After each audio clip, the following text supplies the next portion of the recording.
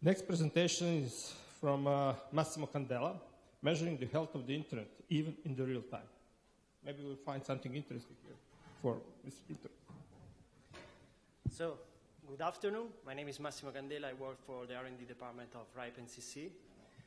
And today with this presentation, I want to show you the current status of some of our main service projects. And, well, since probably a lot of you already knows about this stuff, and probably also some people attended the tutorial of yesterday, well, don't worry, there is a bonus track. There is something completely new, and that I think is useful and cool. So, let's see. Well, there is also a spoiler in the title that's even real time. Let's see. So, this is RIPEstat. This is, well, it's a, let's say, old and stable service that we offer. You go start.ripe.net. There is this, well, it's based on a single input field. You put in there prefix, an IP address, an autonomous system number, and we give you, we show you whatever we have about that, because we show you by means of widgets. So each of that rectangles in the center are widgets. Each of them is showing something about the information that we have are based on various data sources. They are grouped together in this service. And if you want to have more information about the data sources, you just go on the link at the bottom. And in these widgets, for example, you can, there is a button in the footer you can embed with a small HTML snippet. So you can, for example, put it in your blog, and or there is a permalink feature. So whatever you are looking at, you change something, you can share and collaborate with someone else. So the idea is that with this widget, we show you some aspect of the internet resource that you provided us. And all the widgets are divided in thematic tabs on the left, for example, routing, DNS, and other tabs. So instead of giving you all the details about this project that's going to be really long, I want to give you just a short example, practical example, and after you can play around by yourself. You know, the 27th of January of this year, there was this event that, well, Facebook down, so there was this problem. Some people start to receive this something went wrong page on Facebook, and of course, since Facebook was down, they start to complain on Twitter, and that's why we have this hashtag. They start using this. This part of the presentation is just a small part of the article that my colleague Emila Ben did. That's linked at the bottom. Contains more details. It's a really nice article. So let's imagine that now, as a user, I want to see something about this event. So I go on RIPEstat, I put Facebook in the text field, and the auto-suggestion gives me, as a first suggestion, the autonomous system number. That's okay. That's what I want. So next. So if you go in the routing tab, for example, we can see directly this widget at BGP Update activity that is showing us something strange. So basically we see that there is an average of 1,000 BGP events. So this blue line is the trend of BGP events over time. And instead of the 27th of January, we have this almost 3 times the number of events. So for sure, at that time, that was the morning of the 27th, something was going wrong also at the BGP level. That's just an hint. So after Facebook released this information about, was just a glitch in our configuration, and but in the article, Emil discovered that the problem was that a subset of the IPv6 addresses were not anymore visible, at least not from our route collector, so from our point of view. So it just put one of this address, IPv6 address, in BGPlay. This widget shows you the blue nodes are the autonomous system in pure session with our route collectors, so we can say our points of view. And the red node is the one announcing the prefix, so it's the Facebook autonomous system, and the black one are just involved in the routing autonomous system involved. So now we can focus on the 4 peaks that we see. So there are big amount of events going on there. The visibility is okay, but it's going down in the first peak. So we see that speed up, because otherwise it's boring. And the visibility is going down, down, and let's see what's going on. Now, it's almost complete invisible. There we go. We cannot reach anymore. We cannot see anymore that prefix. The same stuff happened for the next peak. If you go in the middle of the second one, we get the visibility back. If we jump now to the end of this peak, the visibility is going down again. And the same for the third peak, visibility up again. And at the end of the third, down again. So there is for sure something going wrong at the BGP level. We played the last peak and just the visibility is going up again. And that's when the issue finished. So, well, some consideration. With tribes that you can analyze your network from external points of view or watch notable network events, it's useful because everything is there. You can download the result in JSON. There is the button source data in the footer. There is some delay before the data becomes available, depending also on the data source. Well, this is except, of course, the BGP looking glass that's querying directly the routing tables. But a feedback that we receive is it would be nice to be able to constantly monitor the network in real time. Okay, let's take this feedback and move on the next project. Well, this is RIPE Atlas. This is the huge measurement network that we created. This is the distribution of, it's composed of hardware, let's say, points of view around the world distributed. This is the map. The green are up, the red are down, and okay. And this network composed of these two kind of hardwares. Well, there are also old version of this, but that's the one that we distributed now.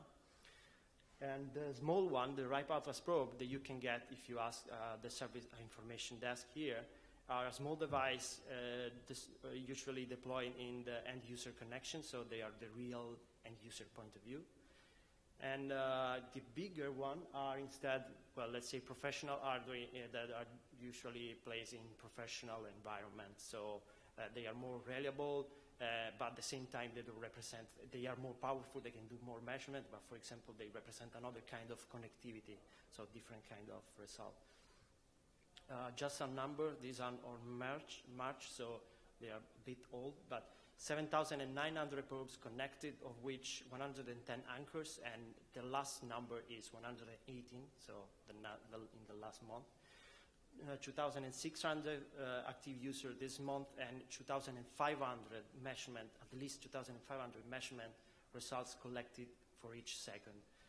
The system works that when you host one of these devices, you get credits. Of course, you can access to all the measurements that are listed public for free without even hosting anything. But if you host this, you get credits, and when you want, you can schedule a measurement that fits your needs. So you can specify whatever you want. And we have actually 35,000 user-defined measurement per week. There are 5 types of measurement, ping, tracer, DNS, SSL, and NTP, that's the new one.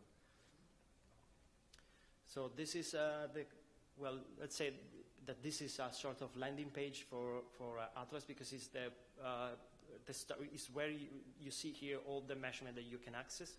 You get all the information. The important part is that you search here, you filter. If you don't find anything that is what you want, you can after just go create a measurement. But first of all, check if there is something already, and you can get the data.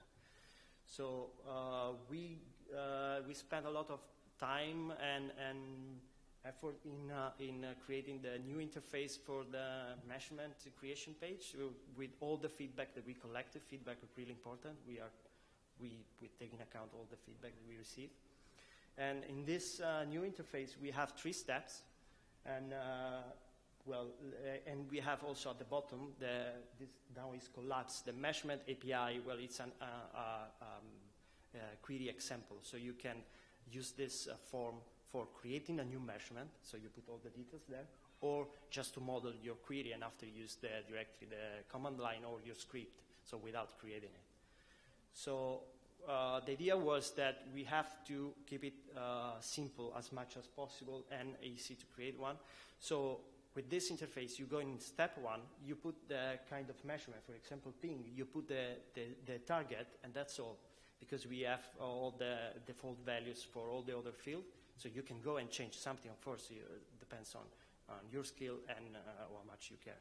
And after, you can create a measurement. And another important part is not any more surprises, because there is this chart that you see here, gives you information about the cost that your measurement is going to cost you. So before to schedule it, gives you an amount of credits, and gives you, so you can you can see if you can afford it, or at the same time when you will run out of credits with this measurement.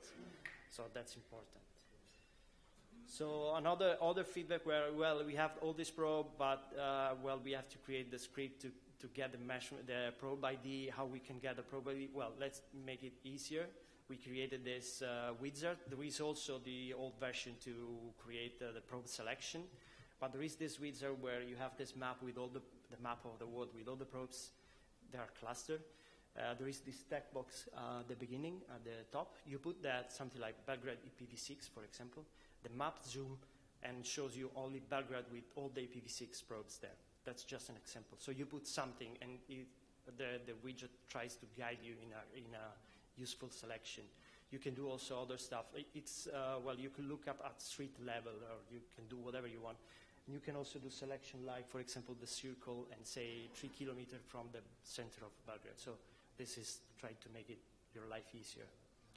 After we collect all the results, we go in the low result tab. Well, we have to wait some time, and they are downloadable in JSON, and you can click on some visualization, for example, seismograph or whatever, to see this data with some widget. To continue with the example of Facebook down, the hint was that there was something going wrong at the BGP level, and now we move on Atlas, and there was a measurement already scheduled about this. It was in France, and was a certain number of probes that were pinging constantly the Facebook. So here we see all the blue lines are the round-trip time trends, and there is a portion there where the line is completely interrupted, and there is this red area. And this means that the probes are not anymore able to, there is a complete packet loss, the probes are not anymore able to ping Facebook. So there was something going wrong also at IP level.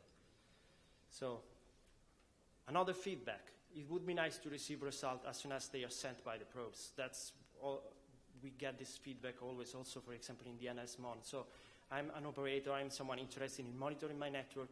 I don't want to go online and go to find something that already happened in the past and see what I want just to put something on a monitor, create my script that rings my phone, and when there is something that is going wrong, I receive immediately the updates while they are coming, so as soon as they are sent by the probes. And ta-da! That's the new service, the new architecture, the new feature. It's the RIPE Atlas streaming. It's based on a publish-subscribe approach, based on sockets. You can get measurement results. So the probe send it, and you get it. And you can get also connection and disconnection events. There is also a special prototype feature that's the possibility to replay history. So the idea was we want to push people to use our data as much as possible, and we don't think there are too many people that are willing to spend a lot of time scripting. So what we did is we tried to make the interface really, let's say the streaming API really easy. It's always the same for all the data type that we have.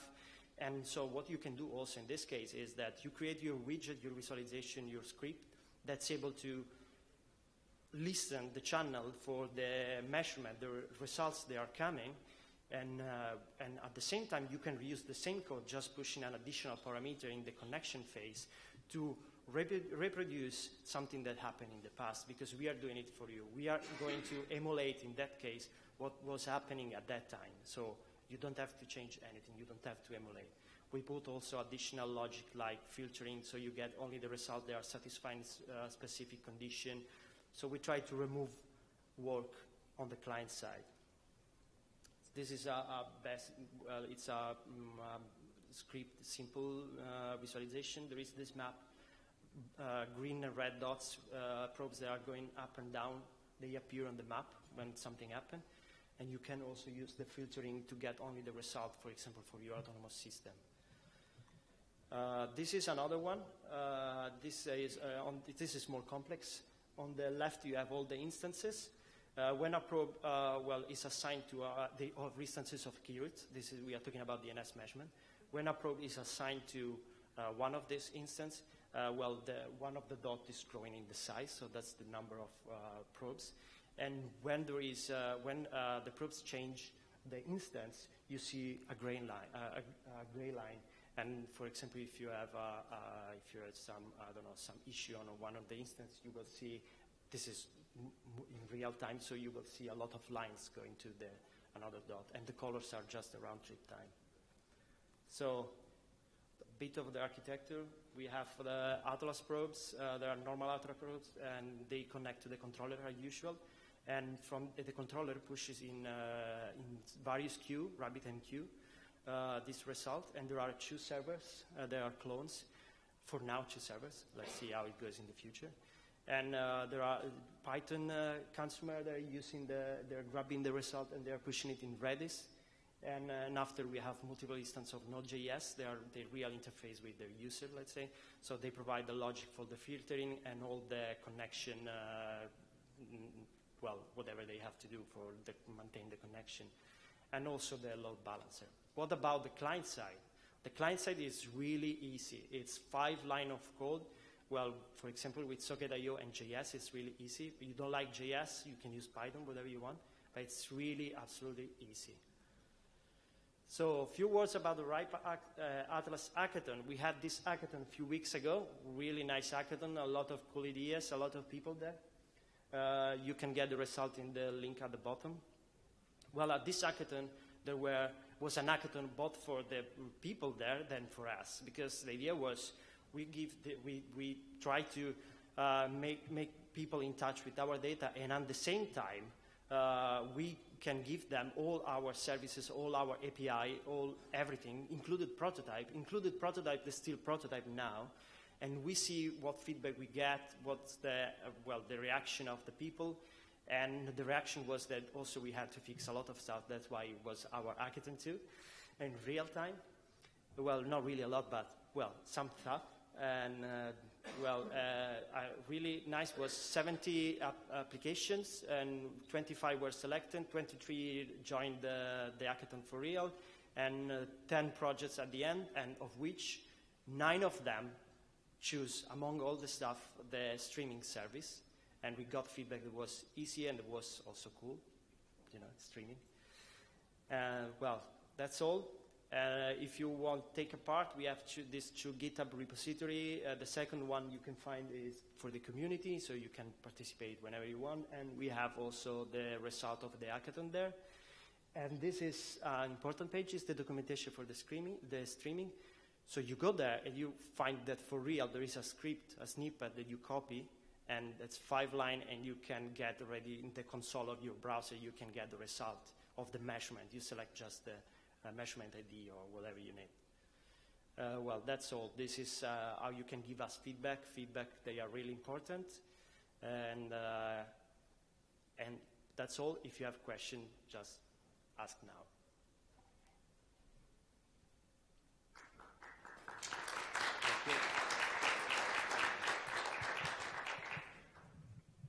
Any questions? I knew that. Then I'll sit down. One quick question about this new streaming function. Does it also work with the basic functions of the probe? So is it planned to get the streaming reply when a probe goes offline, or no? Is there already? Okay. Is there already? Because the results on the slide, there were only examples of results from a measurement. Yeah, you can replay everything. Whatever we have, both result and connection, disconnection event, you can replay that. Okay, thank you. Any more questions? Oh,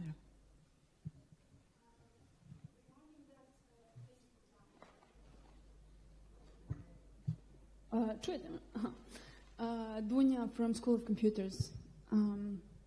Regarding that Facebook down event, so somebody had already started the measurement. That's how you know. You have that graph. But if there was no measurement, you wouldn't really... Right. That's right assumption, yeah.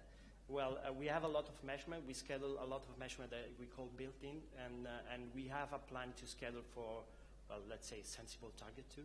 For now, we have some of them, and we measure among anchors. But of course, if there is nothing measuring actively that target, no, we don't have the data. We have the data for ArriveSat, so the risk service, so the BGP level, you have the information. But for the other one, so for Atlas, no, you have to schedule something.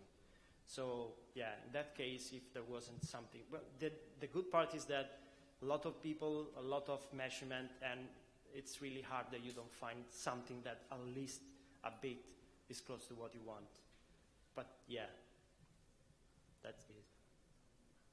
Thank you. If I may add something to that answer. So we have used Facebook because everybody knows about them and because they were down and everybody knew about that.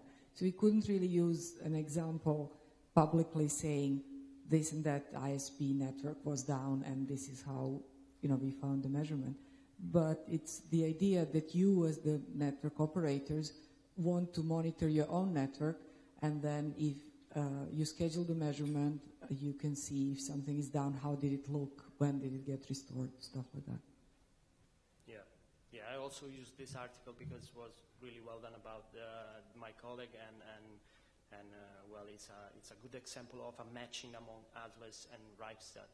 But of course, you can use our network and especially the pros to measure from the user point of view your network. And just to publicly give a RIPE Atlas Pro to Ratel. There you go.